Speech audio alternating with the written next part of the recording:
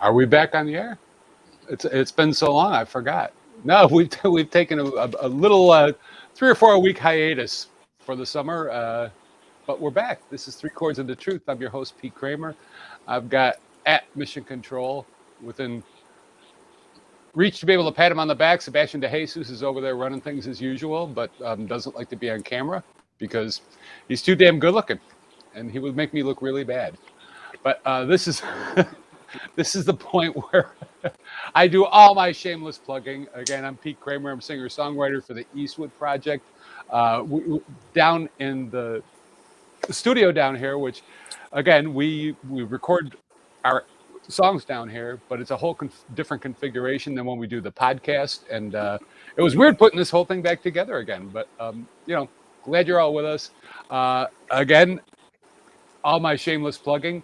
You can find my book, Octoboy and the Girls, as my pseudonym, PR Brown, on Amazon. And if you need real estate, have real estate needs, give me a call. I always like to mention my friends Lynn and Bev and Peggy at Special Spaces. They do bedrooms for kids with cancer, and I've seen some of the things that they've done over the last several months that, coming out of COVID, it's been kind of cool. But before that, they had to come up with ways to be able to do these things for these kids, and it's just amazing.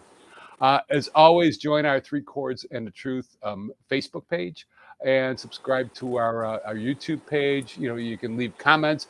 You can actually give us questions live on the air, and we'll be able to answer them if you have any. So that's about all I got tonight. This is really cool. We've been trying to put this together for so many months, but this guy is so busy. He's got so many projects. I talked to him last night on the phone, and he's got work going on. He's got band going on. He's got all these things going on. And with all that being said, I want to bring in my friend Timothy Grimaldi. Tim, how are you, man? Hey, Pete, I'm doing great, man. Thanks a lot for having me. I'm so glad. I happened to catch something that somebody posted the other day of you playing drums a couple of years at an event, and I'm like, holy, how does he move his hands that fast? That guy is great. Video tricks, I don't know. I think what you're talking about was from maybe a clip from Drum Days a couple of years ago, the Ted Reinhardt thing. Is that what you're talking about? It could be. I'm not sure who posted it. I just know that you were tagged in it. Yeah, I think that was the most recent one that went up. Okay. Well, tell us about Tim Grimaldi, the story about how you, Tim, for those of you who don't know, Tim's from North Tonawanda. He's been all over a lot of places, and I'm sure he'll tell us about, but he is a fantastic drummer. I've watched some of the things, and he's just like between Keith Moon and Ringo. He's just really that good. Oh, man. Thanks so much, Pete. That's really nice. Nice of you to say that. Where'd we start? Oh, where'd we start? Okay. Well, I guess start at the beginning. A lot of different people will be watching this. A lot of people checking in have known me at different points of my life. Some have known me my entire life. Some have known me during different stages of my life. And I grew up, I'm a Western New York guy. I grew up in the city of Tonawanda and went through the public schools there, started drumming at a very young age. How I got started with music, I was fascinated with the radio and the music, the sound coming out of it. And the first job I wanted to have when I grew up would be a radio DJ.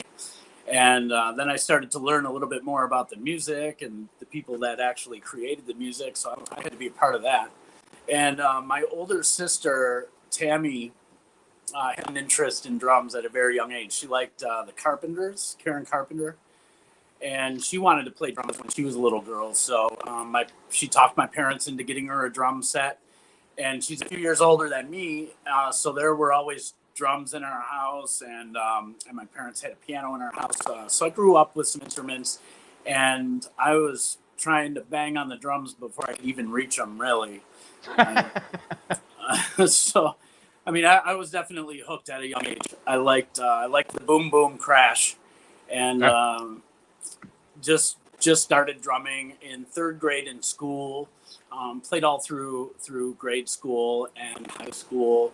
I was in every school band I could be in, every orchestra, every jazz group, and started studying with Louis Marino. People from Western New York, he's such a respected drummer. He's a master drummer, and it was hard to lose him a few years ago. He passed away. But Louis was a fantastic teacher. I spent about 5 years with him in private lessons, and he taught me how to learn and how to go on without him when he wasn't around. I wasn't really planning on that happening, but I got to interrupt you. That was a cool statement. He taught you how to learn. That's a really cool statement. He really did, and he would tell me, and I teach now too, and I didn't really get it until he was gone, or until I moved on. He was obviously still here until a few years ago. But in the mid '90s, when I started to pursue my own music and moved on from studying with him, he taught me how to learn, how to study on my own and figure things out. And he always told me, you're gonna have to be able to get better without me.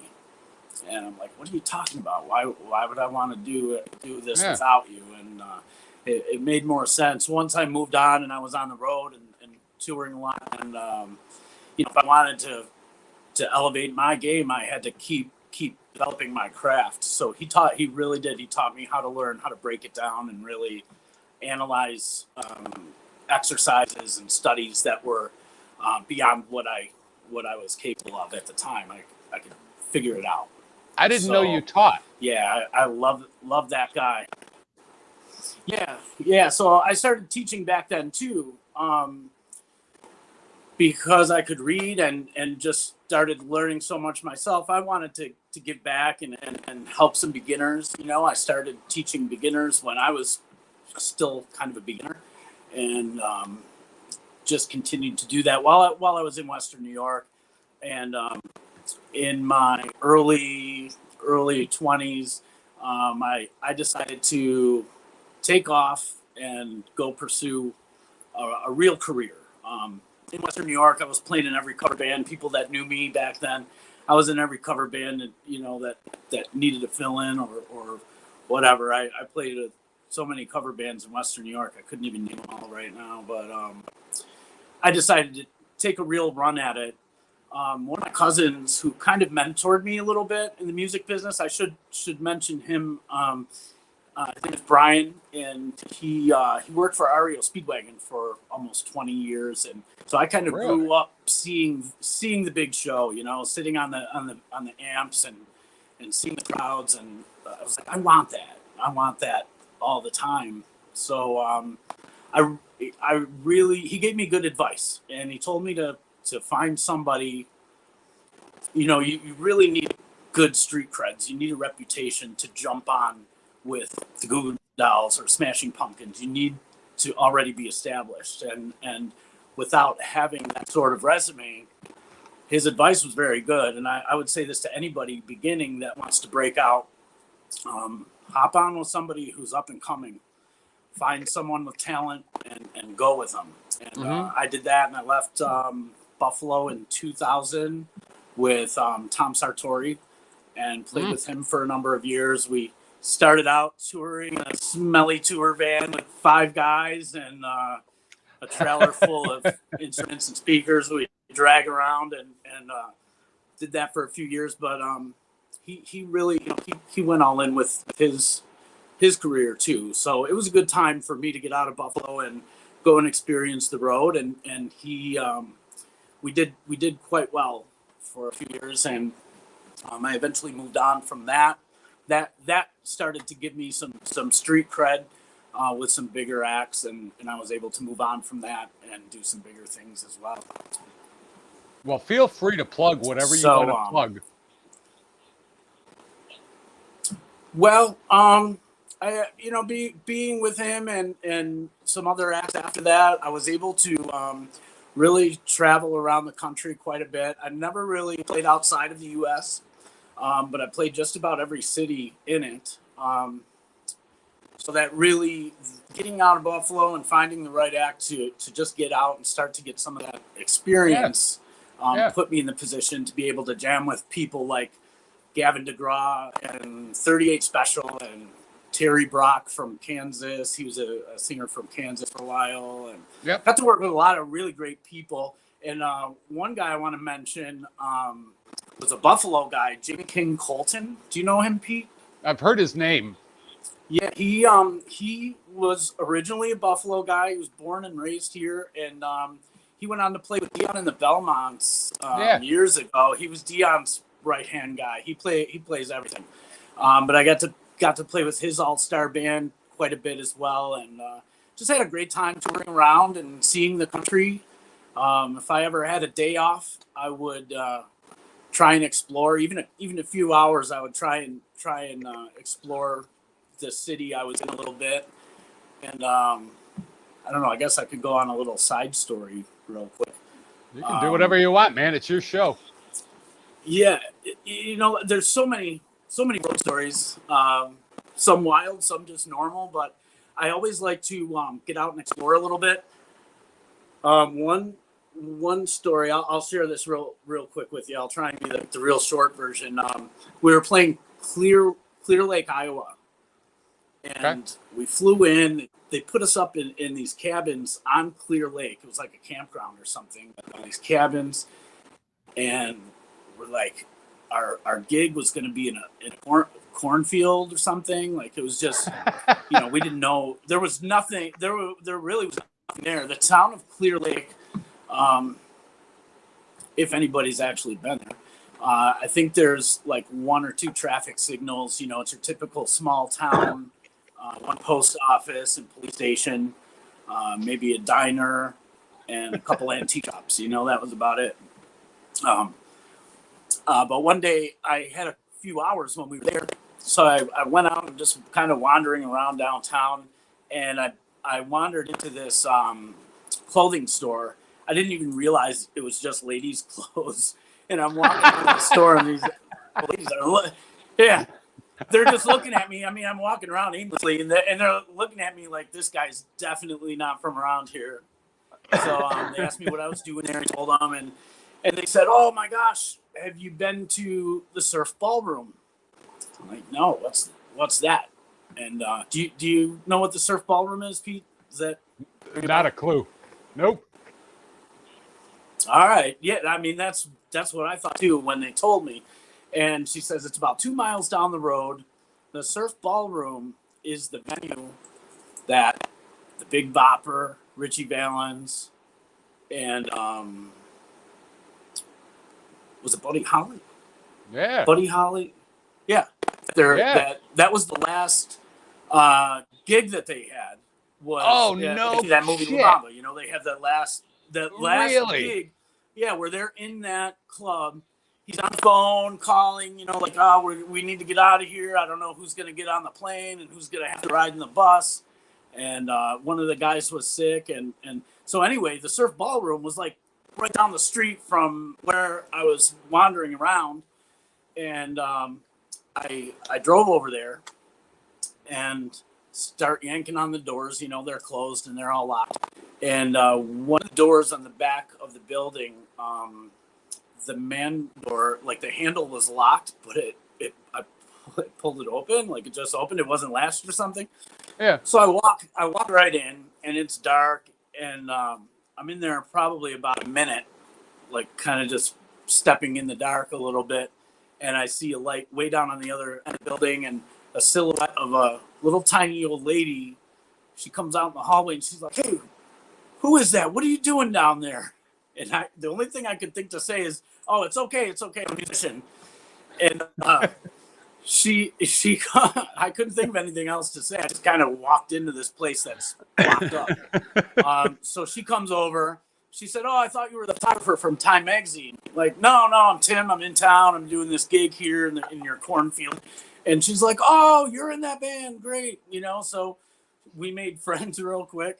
And it turns out she was waiting for the photographer from Time Magazine to shoot the whole property for a Time article that they just did. So she let me hang out, gave me a tour of the whole place. I showed up 5 minutes after I did. He sent me, 1,000 pictures of me washing my hands in Buddy Holly, where Buddy Holly used to wash his clothes, and just a really cool experience. To be a part of that history, how cool is that?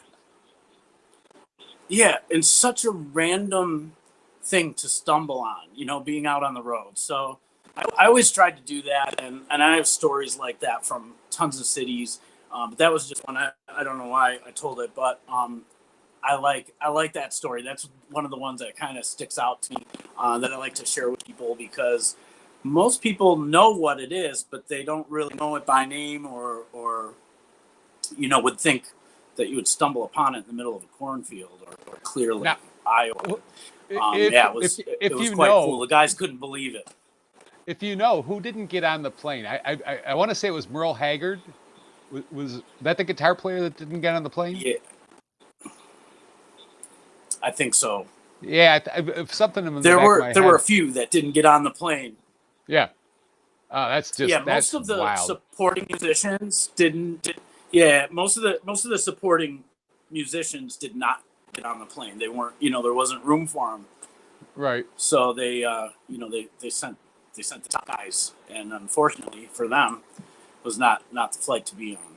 Yeah, that's it. Yeah, it was bittersweet. It was bittersweet being there too. Oh, I can imagine. But what a cool thing to be a part, in that area, a part of the history of all that happened, both, musically and also tragically, unfortunately. But yeah, that had to be so friggin' cool to be there. And I got to interrupt. Apparently we've got a little bit of a delay. So if I'm talking, there's a bit before Tim hears it. Sorry about that. But anyway, let's go back to where you were, man. Yeah, the one thing I want to mention about that. So the lady that was there, it ended out that she was actually working in the coat room that night of that concert when she was 16. No way. She was actually there. Yeah, that's what really gets me on that. Yeah, she was there, and I think she was part of their article too. But I made friends with the photographer and exchanged. He sent me great pictures, and that was really cool. And I said the same thing, like, no way, you were there. That right at the very amazing. beginning of rock and roll. I mean, that's just such a cool thing to have experienced, man. I mean, I've seen the documentaries. Yeah. I've seen, the remains of the plane and everything afterwards, and the snowstorm and everything that was going on. But and I'm not gonna lie, I didn't really dig a lot of that music, but sometimes I dig the stories more than I dig the music. Oh yeah, yep. Same here. I can appreciate it, for what it is. I'm not playing it 24/7 in my car, but definitely can respect what they went through and what they had to work with too. Like they actually had to play their instruments in the studio, so I can appreciate that. Jeez, what a horrible thing, right? Okay, let me ask you this. Yeah. How much does that piss you off? Because look, I've watched you play. I've seen how good you are. How much does that piss you off when you know that somebody's putting a friggin' drum track over something instead of having a live musician in there actually doing the work? Well, at first I didn't like it. 20 years ago, if you asked any drummer how they felt about drum machines, or probably even longer than 20 years ago now, we all would have said that we didn't like them. Since the mid-'90s, my original band and some of the people that know me from way back would know that I've been a part of the Gifted Children since mid-'90s, and we've actually recorded 1,000 songs, something like that, and probably a couple hundred of them, at least, maybe more, have hybrid drums with drum loops and drum tracks that really? I'll play over to give it a human feel, even just a cool drum loop with a sizzle ride or something to give it that human feel makes it work. And I won't give away all my tricks, but that's definitely, I love working with programmed drums, I've really become comfortable with it, and with some of the touring acts that I've worked with, I've actually had to play along with tracks quite a bit, and learn to get comfortable with that as well. But I've recorded, so many tracks in the studio. I'm just used to playing with the click and with drum loops and stuff. It's nice to have both and have another layer there that I can go off a little bit, and the machine holds it down. So I don't mind that. Yeah. Well, my good friend John Martin, who is, in my opinion, a great drummer, he's also an excellent producer in the studio. I mean, he knows how to record things. He knows what he wants. And but I was recording some things with him, and he's doing the electronic drum thing, and he was so pissed off at me because the one song that I was trying to record had a tempo change. He says, "Do you have to change the tempo?" I'm like, "Yeah, that's part of what makes the ending of the song." And he got really mad at me, and we lived through it. But and he knows how much I personally hate playing to a click track because I don't get along with those things. a lot of guys hate click tracks, and actually that got me a lot of work from drummers that didn't like playing with click tracks. That got me a lot of work for sure. I bet, yeah. They're just, to me, I don't know, in studio and live. No, they've got their place. I get it. I totally understand it. But again, we were playing this one gig, and we were going to do "Paint It Black" by the Stones, right? So you've got that initial drum roll in the beginning. It's like, how the hell do you do that with a damn recorded thing unless you've got that song? But anyway, you're the drummer, not me. I'm just a hack guitar player. You're no hack, sir. Anyway, so where are we at these days with the Tim Grimaldi career? Well, after the touring slowed down a little bit when the real estate took a dive, a lot of things happened in the country economically, and a lot of the supporting acts, some of the tours were scaled down, and I would say probably around 2009 or 2010, I kind of became a drummer looking for a gig. After all the stuff I had done, the top of the food chain was working, and that was it. So I started looking around for bands and seeing if I could hop on a tour with somebody.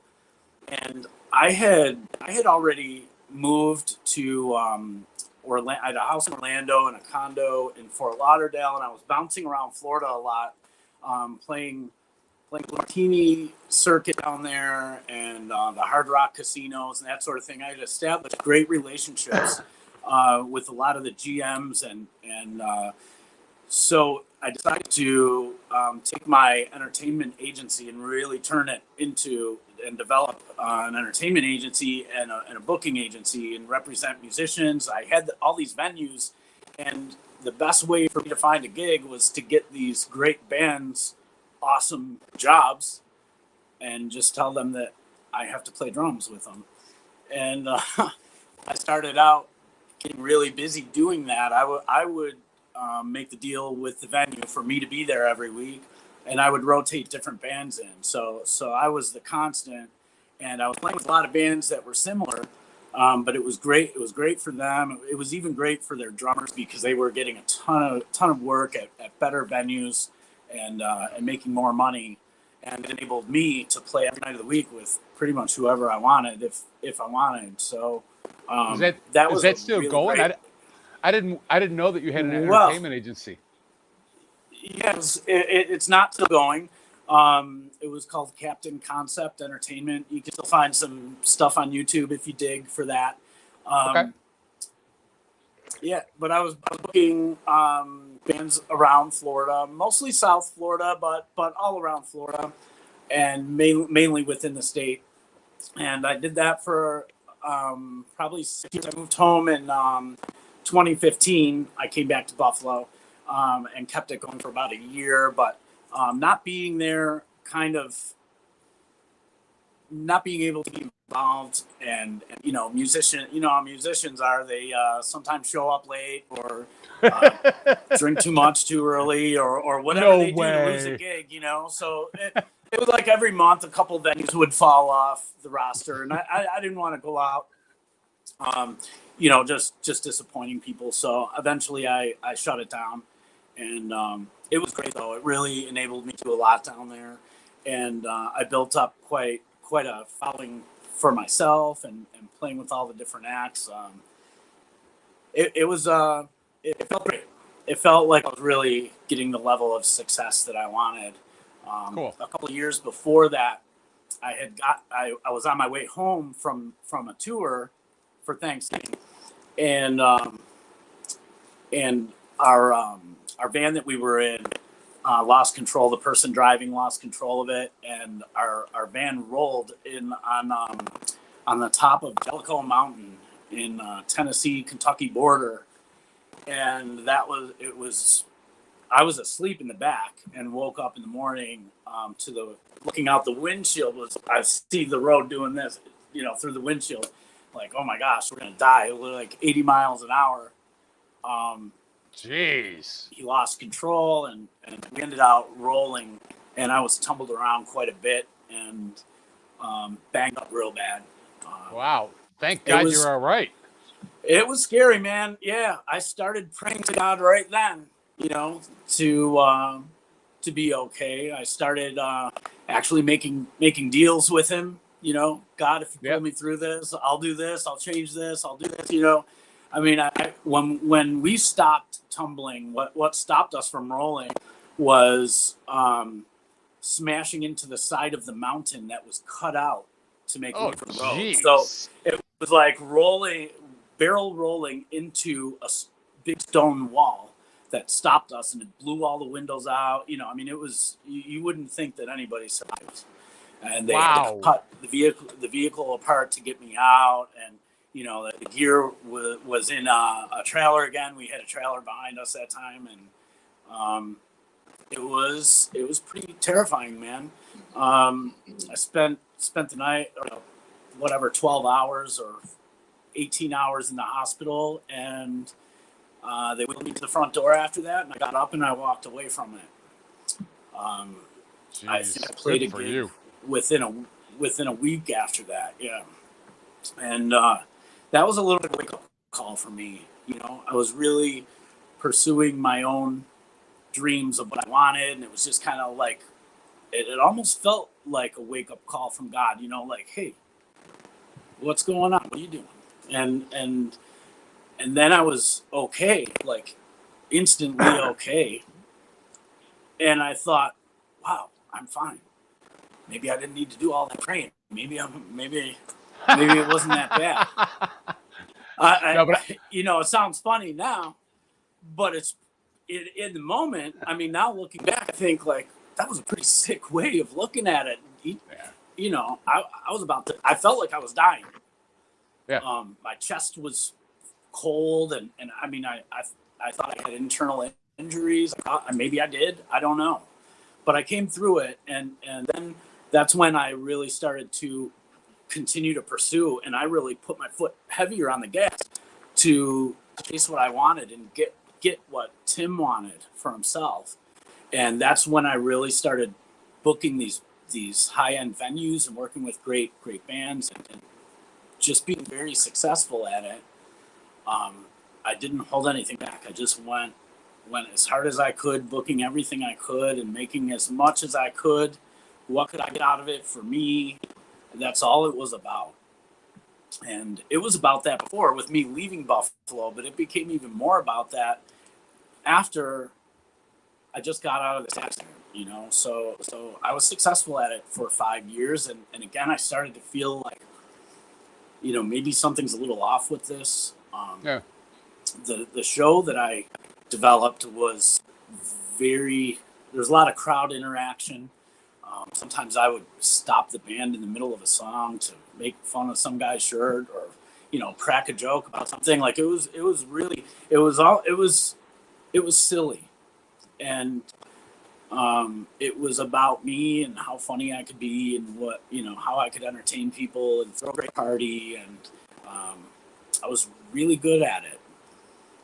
And it started to feel, though, that something was off. I was having a lot of fun and the rock and roll life that you can imagine, everything that comes along with it. I was in it, and I felt like I had everything that I wanted.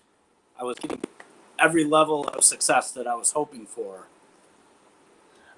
Well, let's go to where we are today because we've got a video clip lined up of your new band.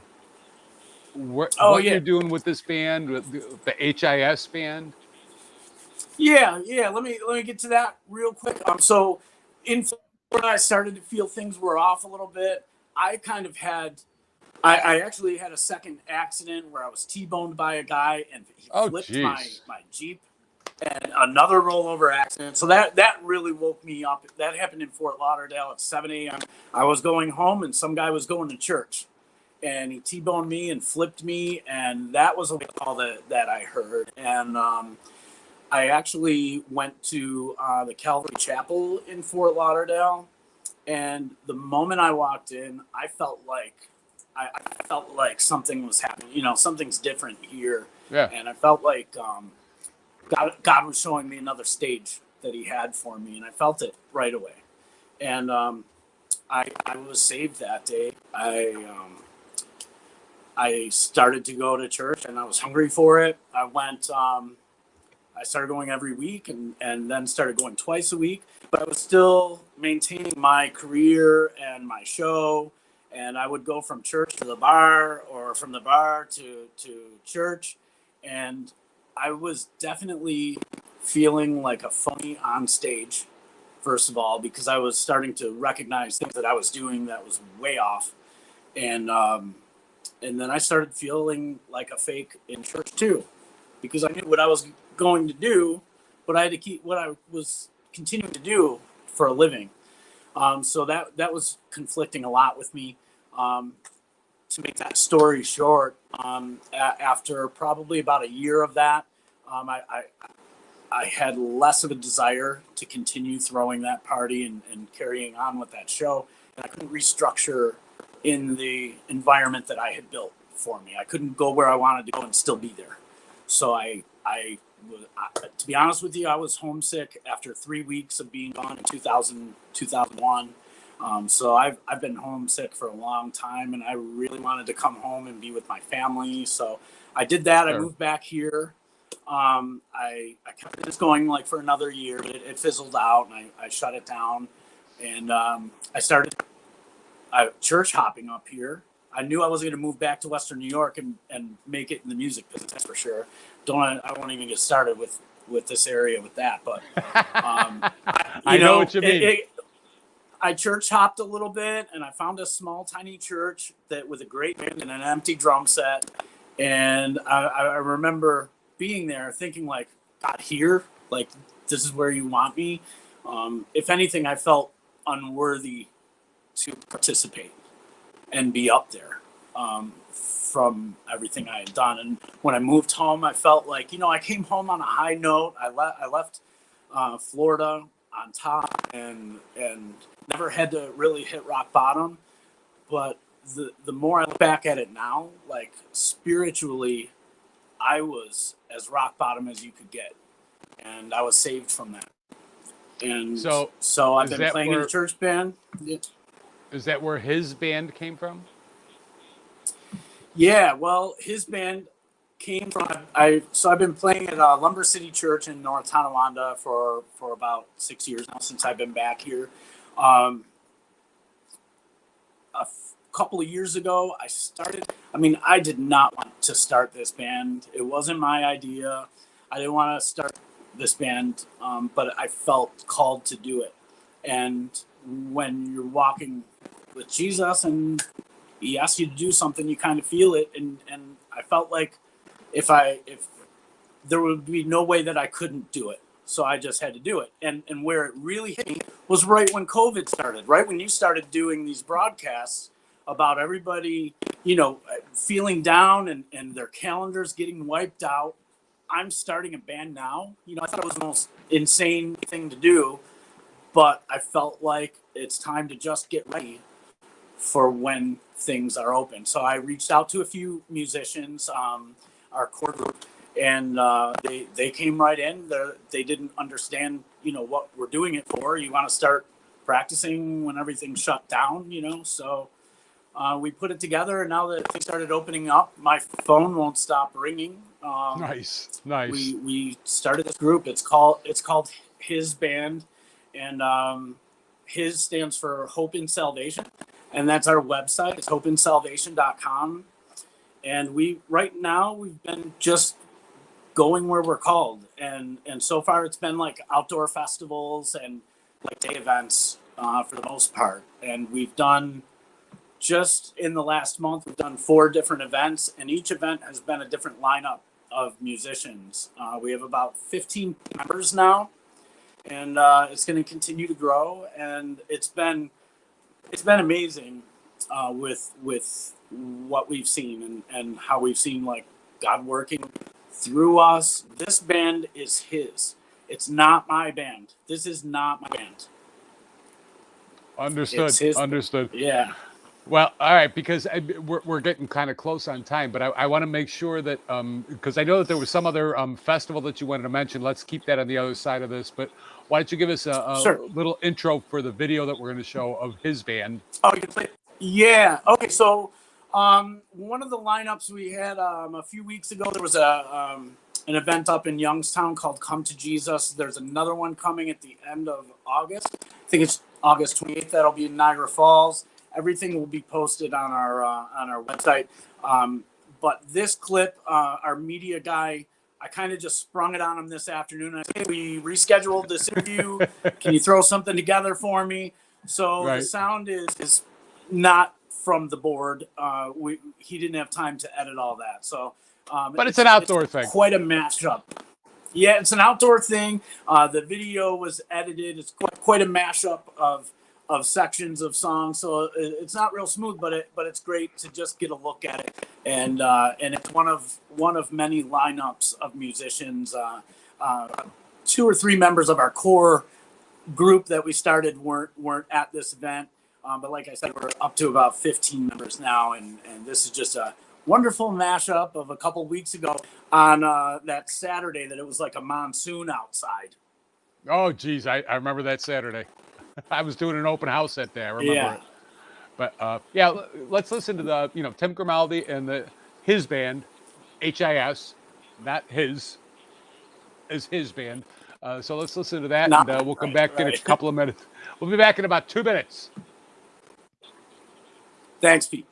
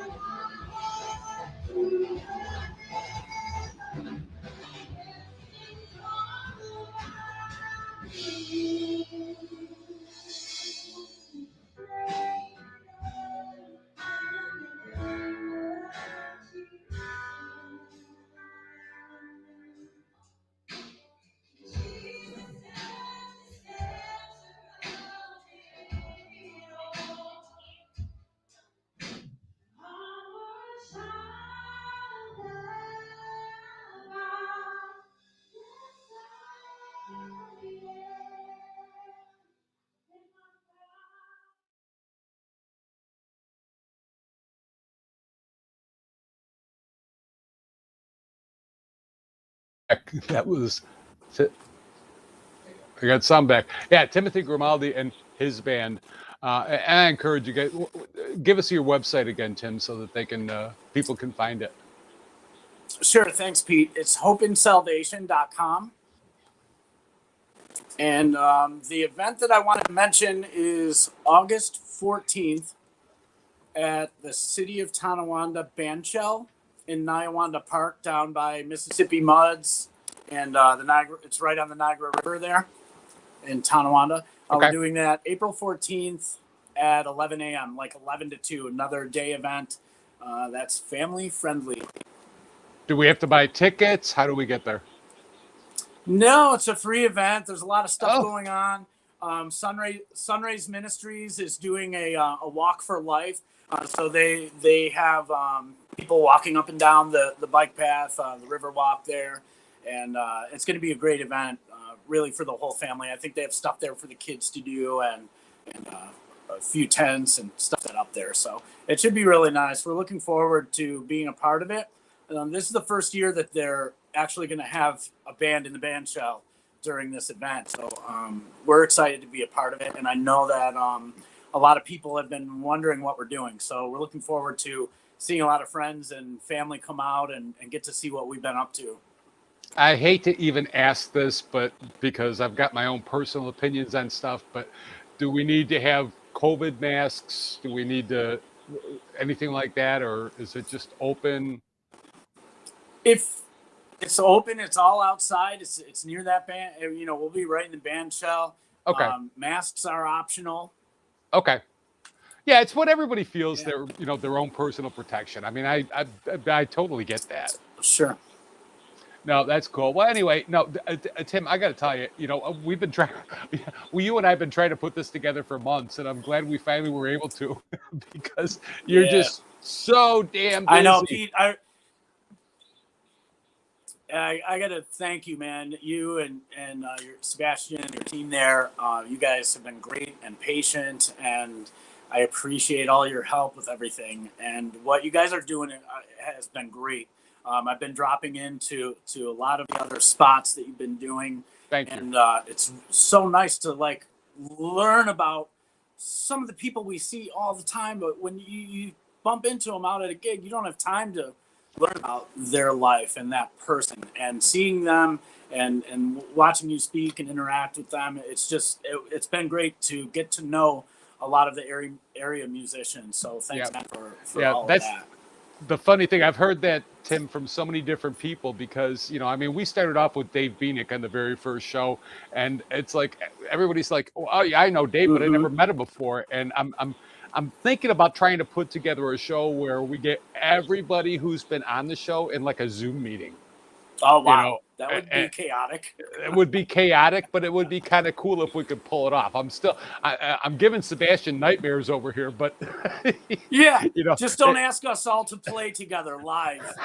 No, Zoom. That would be kind of tough, man. If you do, I get the cowbell. There you go. But no, Tim, it's really been a slice of heaven, and I mean it in the kindest of ways, because I admire what you do. I think you're an incredible drummer, and I'm glad we were finally able to put this whole thing together. And thanks you've been really generous with your time. And I always like to ask everybody, we'd love to have you back if you would. I'd be happy to, man. Okay, cool. Thanks so much. Everybody, Tim Grimaldi, the HIS band. Check him out at Niawanda Park on the 14th at 11 o'clock with his band. And again, give us a like, subscribe to our pages and stuff like that, because, we love putting folks like this on here, and it's been a real cool ride. And Tim, all I can say, man, thank you. Thank you so much, Pete. Thanks to everybody there. All right, 3 Chords and the Truth, folks. We are out. Good night. Good night.